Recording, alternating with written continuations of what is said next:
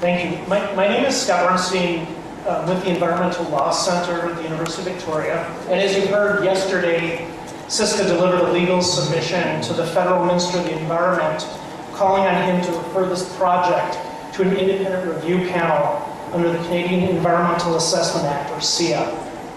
The ELC helped compile this letter, which is a product of nearly a year's worth of research.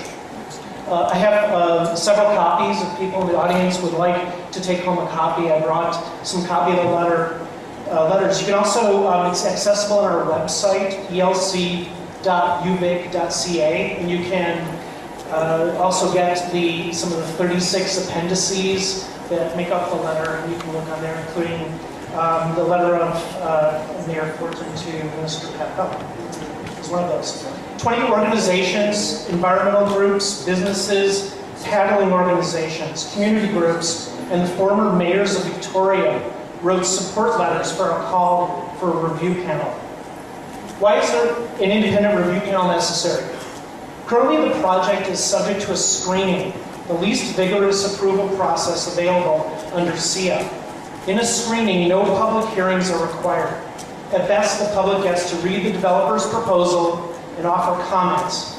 For example, in this forum, which may be the last opportunity for the public to voice its concern with the proposal and ask questions, the public in total gets about an hour to speak.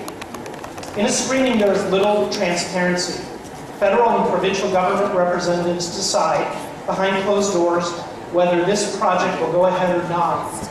In a screening, if a developer provides inconsistent evidence, there is no opportunity to test that evidence with cross-examination, even though such examination is the essential great engine of truth, as Justice Oliver Wendell Holmes said.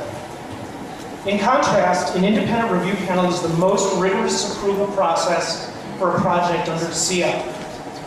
The Act mandates that public hearings are held that allow for participation of the public in the assessment.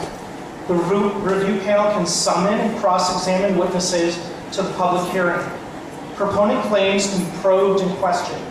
Opponents can call their own experts to publicly present their evidence, all in the open, under the scrutiny of the public. The Act requires the review panel members appointed by the Minister be unbiased and free from conflict of interest. We take the position that an independent review panel is necessary to answer important questions about the proposed marina's impacts to the environment, health, safety, access rights, and cultural heritage of the historic Victoria Harbour.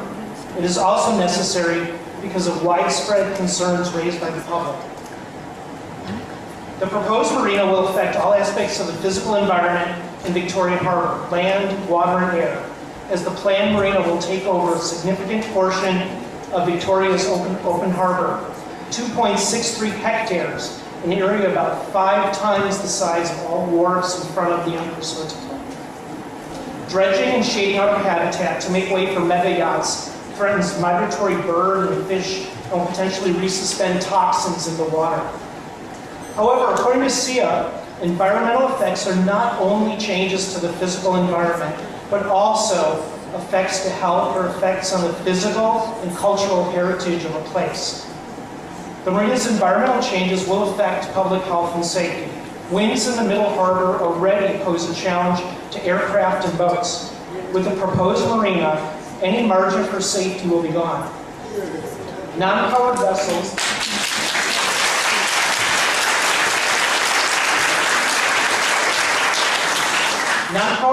such as kayaks will be forced to either travel through the marina, jockeying for space with mega yachts, or forced to share the area adjacent to the marina with taxi aircraft and harbor ferries. This is plain and simple a recipe for a disaster.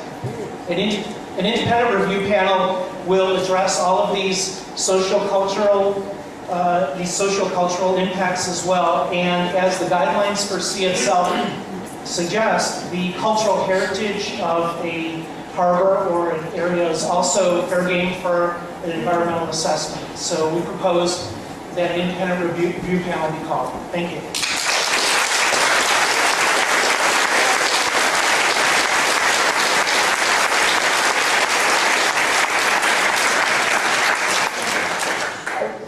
Since that's a it's a proposal more than a question, I'll move on, and I will take it upon myself certainly to leave that with Minister Prentice when I head back to Ottawa on Monday.